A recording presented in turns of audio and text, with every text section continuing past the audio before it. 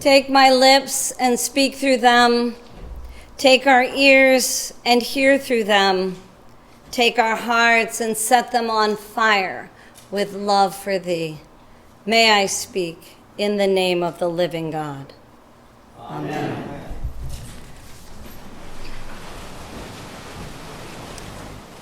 We live in a world where size matters. You know, the size of your bank account, the size of your waistline, the size of your following. Several years ago, I agreed to cover some services at a little tiny church in New Jersey, and the senior warden called on the phone to warn me. You know, we're a small congregation. There aren't many of us. And I told him, that's all right. It'll be a blessing to those of us who are there. And by the way, people aren't exactly bowled over by my impressive size when they meet me either. Thank God our size is not the measure of God's presence and power. In fact, Jesus shows us in the gospel this morning that it is in embracing the small and apparently unimportant that we embrace God himself. Jesus took a child in his arms and said, "Whoever welcomes one such child in my name welcomes me, and whoever welcomes me welcomes not me, but the one who sent me."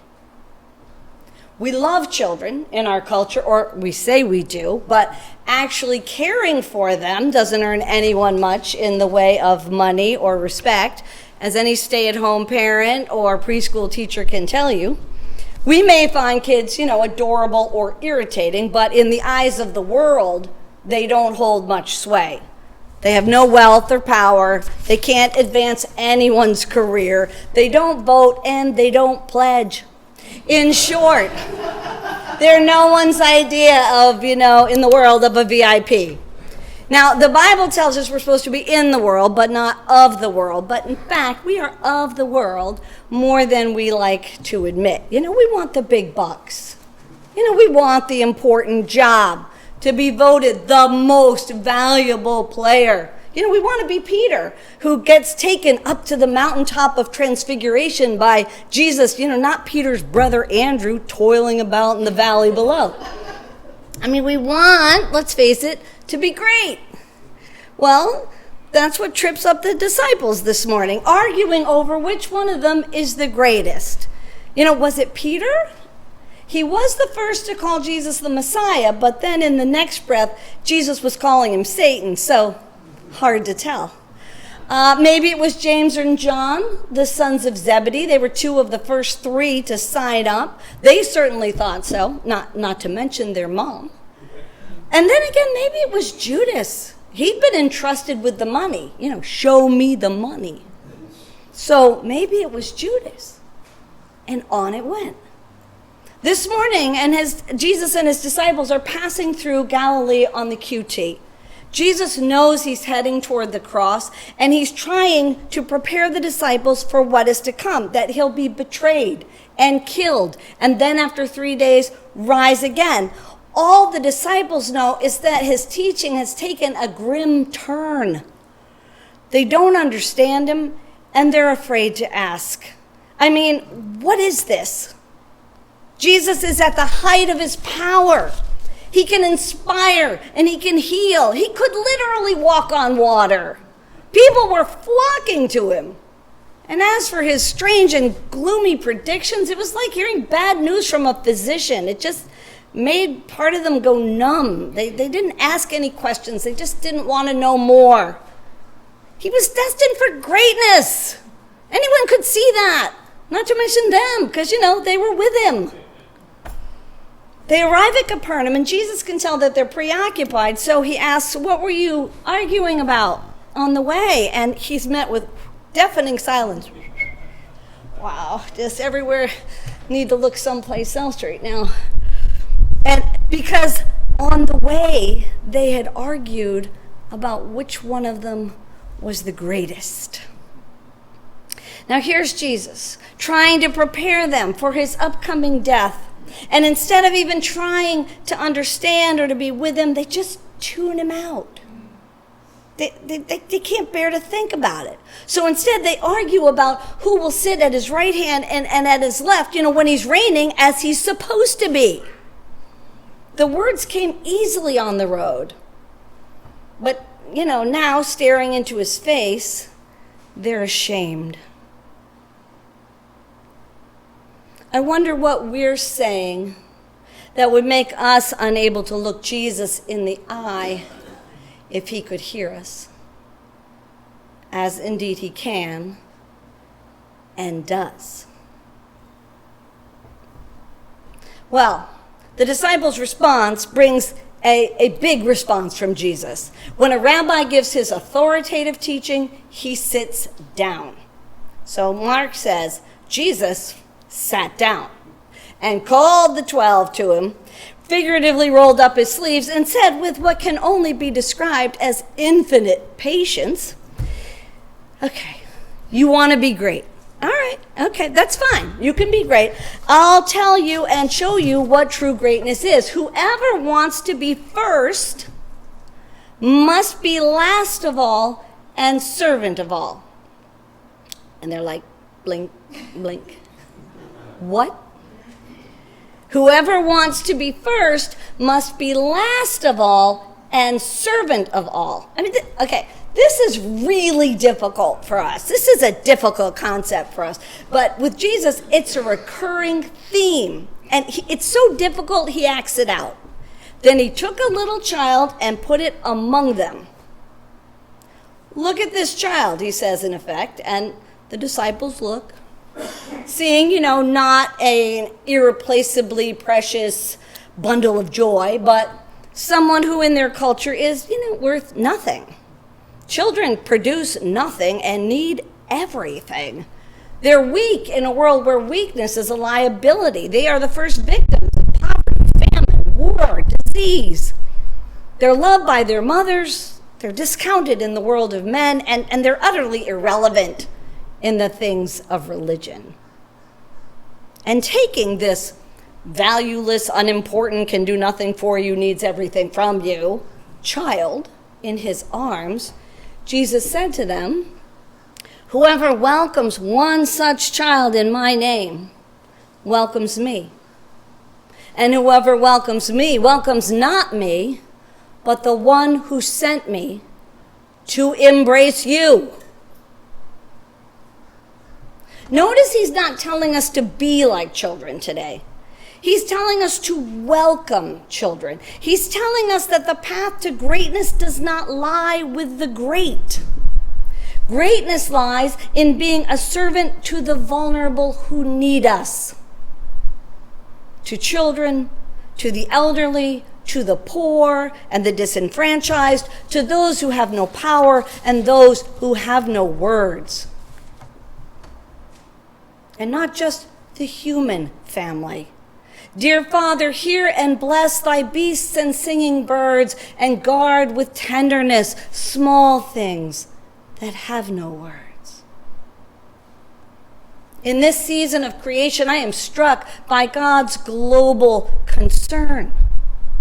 Jesus embraces his infinitely precious children, and he embraces too the quiet creatures of the world, the plants and the animals inhabiting its water, air, and sea. Whoever welcomes the vulnerable in my name welcomes me. Jesus knew what it is to need welcome. He came among us as an apparently valueless, unimportant baby.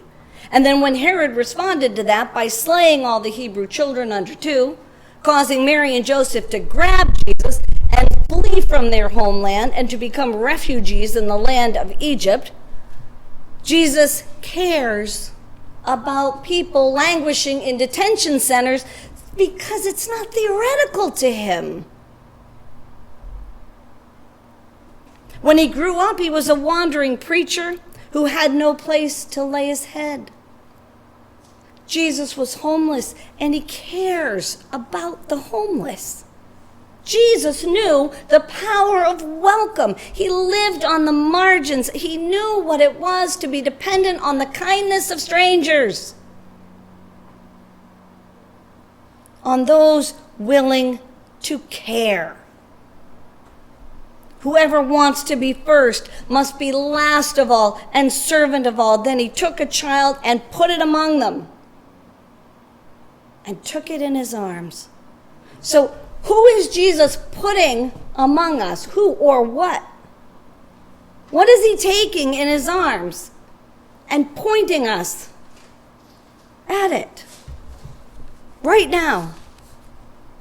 2 weeks ago, our Archbishop of Canterbury, Pope Francis, and the Orthodox Ecumenical Patriarch, together the spiritual leaders of 1.5 billion Christian faithful, wrote an unprecedented joint statement calling for bold action on the climate.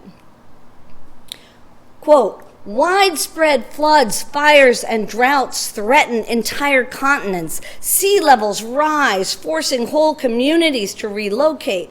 Cyclones devastate entire regions, ruining lives and livelihoods.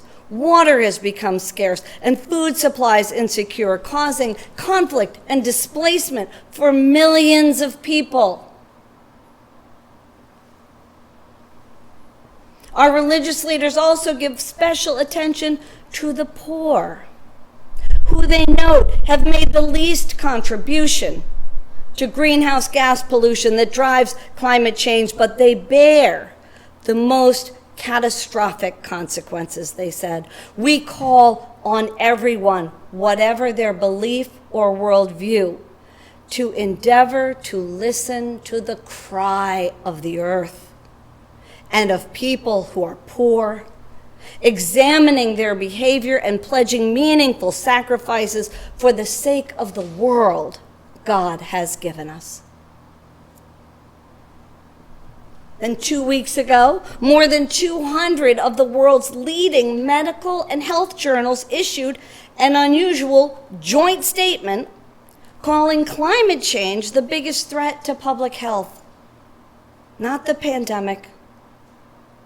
Saints, our spiritual leaders and our science and health leaders are embracing this issue. Heaven and earth are drawing our attention to vulnerable human beings and this fragile earth, our island home. If we want to be great, and let's face it, most of us do, we won't get it by setting ourselves against other people, in conflict and disputes. We won't get it living as if the earth were a hotel and we were rude guests, assuming that someone else is going to pick up after us. Our claims of independence are not more important than the community's claim of interdependence. Jesus tells us that greatness lies in being last of all and servant of all. It means coming alongside God's awesome creation. You and me, each other, our neighbors, the animals, in solidarity and in care, free from the tyranny of envy and selfish ambition, in the words of James' epistle. Live your life from above, James tells us, which is first pure, single-minded, then peaceable, gentle, willing to yield, full of mercy and good fruits, without a trace of hypocrisy, where a harvest of righteousness is sown in peace for those who make peace. It's the kind of world I want to live in, don't you? This is what Jesus is calling us to, along with the Reverend Martin Luther King, who reminds us that everybody can be great because anybody can serve. Everybody can be great because anybody can serve. We can't do everything, but we can each do something. Let's just remember that. Let's just bring it way down. We can't do everything, but we can each do something. And let's get down to brass tacks. These are anxious times, but we can make them better. And let's start by really getting to rock bottom honesty with God. Let's start by asking God the questions we're afraid to ask.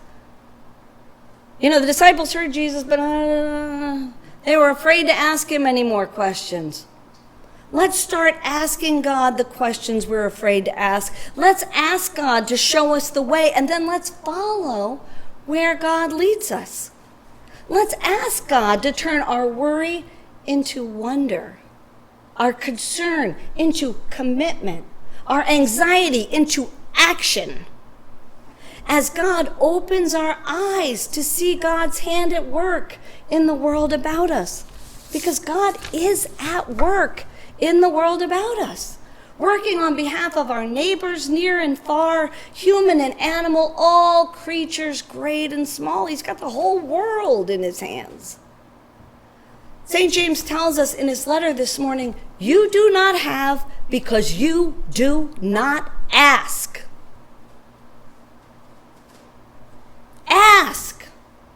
Ask God. Ask God to help us embrace the good earth that God has given us and all its valuable, vulnerable, living things. Our lives can be a blessing to everyone we meet every day. Saints, we're called to be great. Let's not settle for less. Amen.